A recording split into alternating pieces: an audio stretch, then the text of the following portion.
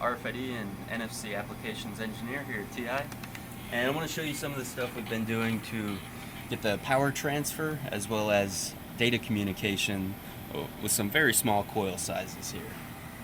So originally, if we look over here, we started with this 3D printed piece that we used as an antenna bobbin. So we printed the black piece and then wrapped the antenna coil around it. It goes into a tuning board with some caps and resistors for antenna tuning, and then out to an SMA. We did some testing on these and they worked pretty well. The nice thing is this form factor fits right into the cavity of your plastic piece, but we found we needed more power still. So that's when we went to a ferrite core antenna. So on this, we used a ferrite material that is intended for 13.56 megahertz, and then we wrapped a coil around this, and the ferrite helps to attract the magnetic field a bit better and then gives us a better power efficiency. So what we did was cut down the ferrite to a size that would fit inside of the plastic cavity, and then wrap our coil up there, tune it, and then fit it into your plastic pieces here.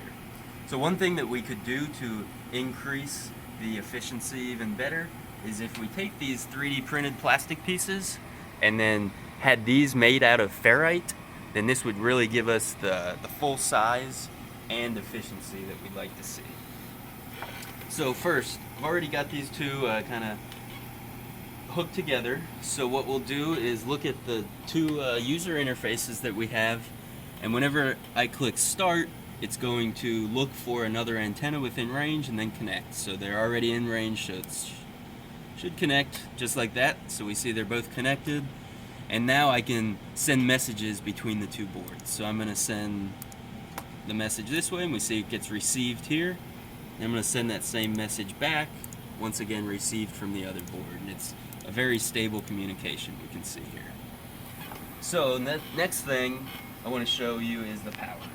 So go ahead and turn my meter on.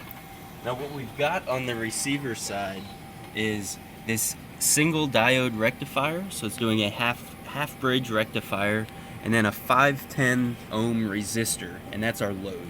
So what I'm going to do is measure the voltage across the load, and then from that we can calculate the current.